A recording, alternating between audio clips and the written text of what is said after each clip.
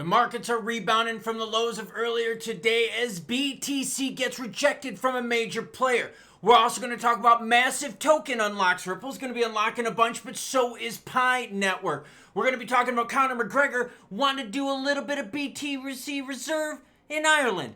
I got pizza from Papa John's. Why? Because we beat him. We'll talk price action along with gaming and crypto being a major flop. But you know what's not a flop? Better news, better crypto. Crypto with Klaus is having a pizza. What kind of pizza? Papa John's. Because we beat him in subs, everyone. Pretty good if I must say so myself. I say lots of naughty things, so here's your warning.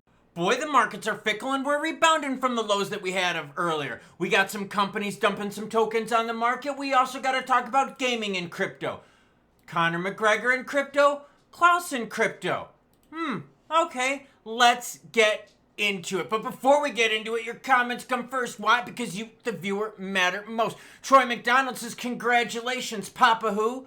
Papa Klaus. But Papa Klaus at Papa John's. That's right, we beat Papa John's in subs. And who should we go after next? Is there a food company that's around 48,000 subs that we should go after? I was thinking of going after the White Sox, but everyone beats on the White Sox, so I don't even know if that's a fair one. Let me know if there's a food giant down below that we should go after, and we'll celebrate with food next. Lionheart OG says, $1.71 is my buy zone. We're talking about XRP. What's your buy zone for XRP or your favorites down below? I'll save it for with the powder keg till then. Ooh, a lot of dry powder ready for the $1.71 XRP. Andrea Smartphone says, who needs Papa John's when you have Papa Klaus? Congrats, I always knew you were better than them. Well said. Look at the market clawing its way back. Now, some players out there are still deep in the red. Some players like XRP and Crow are coming back into the green. What's going on? Meta, Amazon, and Microsoft shareholders have all rejected BTC Reserve. So yes, you do have players out there like Strategy and Trump Media and GameStop buying into the BTC Strategic Reserve, but you also have tech companies out there saying, no, girlfriend, we're not going to get into it. And remember, my job is to bring you the news good, bad, happy, or sad. So don't believe the Sailor Maxis out there that say, oh, but bro, you all have to get into BTC. Sell your house, sell your kidneys, sell your liver. No, don't sell your liver. You need it for when you drink. But for real, don't believe the narrative out there that everyone's getting into BTC, because earlier today, Meta said no to BTC. Pi Network sell-off continues as Pi hits a 7-day low. Okay, look, I'm not here to dance on the grave, but Pi Network has a 600 million token unlock coming up here in the next several days. That's going to put heavy pressure on the price of Pi coin. Looking at the price right now, okay, I don't know how much worse it can get, but yeah, this is really, really, really bad. But my point here is that you're going to have a whole bunch of players at the end of the month, beginning of the month, dumping more tokens on the market. I'm not really shocked by this, but I think the bigger question you have to ask yourself is, are the players that are dumping the tokens on the market, are you getting a value for what they're dumping on the market? Right? Like, are you getting what you want out of it? I mean, seriously, ask yourself that down below. All right, crypto games. A bunch of games in crypto have totally flopped, and that's what this article is all about. And all of this is linked in the description below. Now, there have been some games, even on XRPL, that have totally flopped. Crypto game crash outs, the biggest shutdown so far in 2025. Oh yeah, this and all the other articles, they're linked in the description below. Dead Drop game developer Midnight Society announced it was closing shop in January. Ember Sword at one point received more than 200 million in pledges for an NFT land sale, but guess what?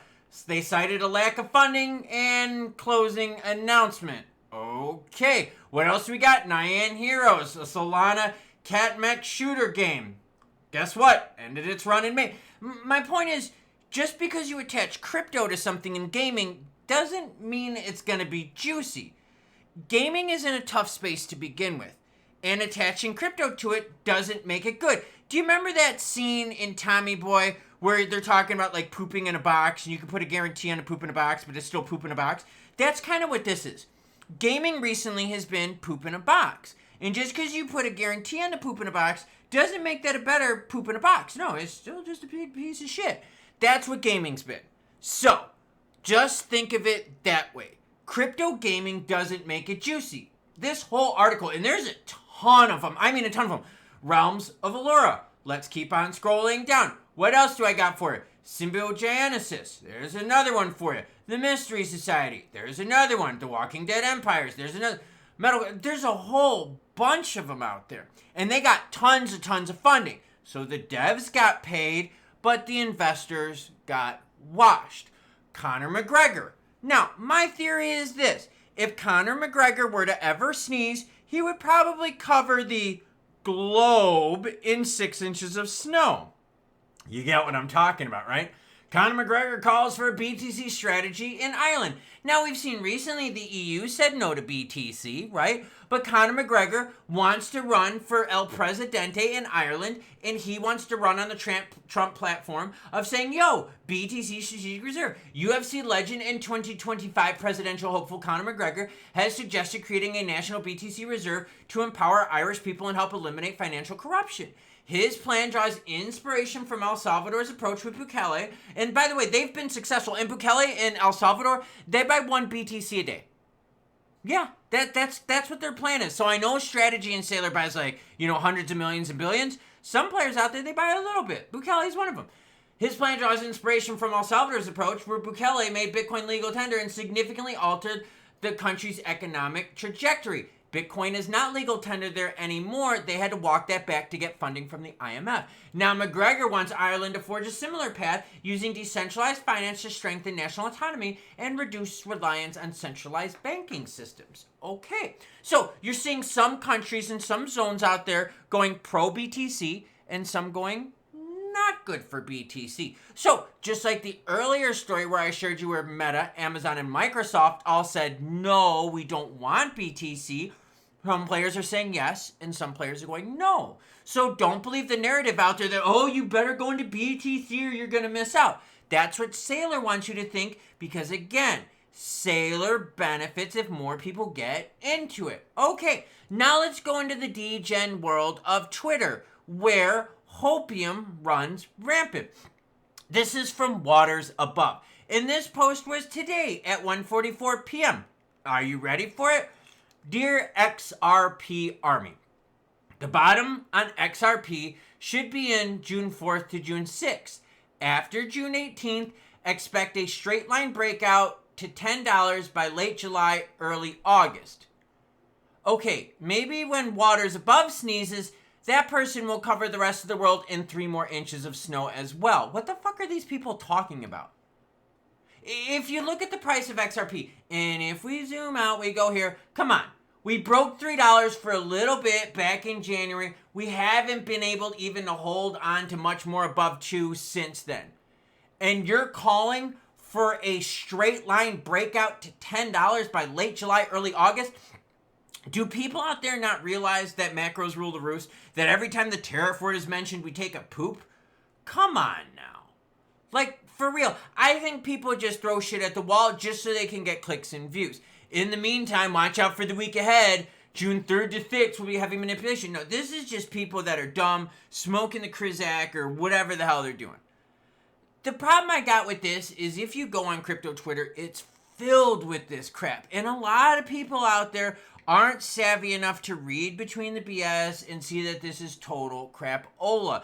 The other problem you got, though, is there's a lot of people out there that don't have, English as a primary language, so when they look at stuff and, they translate it, they think these people are experts and they start believing it. So, no, I don't think XRP is going to do a straight line breakout to $10 by late July, early August. Look at the charts. When crypto was the most optimistic, we were at 320, 330 for XRP. And since then, we've struggled to even break 250 and hold it. In fact, most recently, we got to 260, 265 twice, and the bigs sold off. In fact, we've seen as of late, it's been a struggle in the friend zone between $2.20 and $2.30.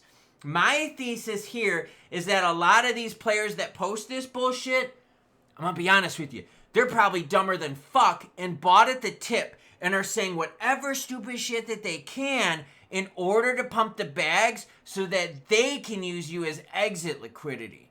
Yeah. So, be very careful out there what you read and what you watch, because it's a lot of hopium and a lot of BS. Now, let's take a look at the broader crypto market, where volume right now is at 111 billion. It's starting to calm down a little bit over the weekend. We're down 25% in terms of volume. Altcoin season index, we've kind of balanced out a little bit here at 20 out of 100. As you can see, BTC is leveling off. Some of the alts are leveling off as well too, but the reality is BTC is still very, very dominant. In fact, the last time we really had a big altcoin surge was May 9th, about 3 weeks ago.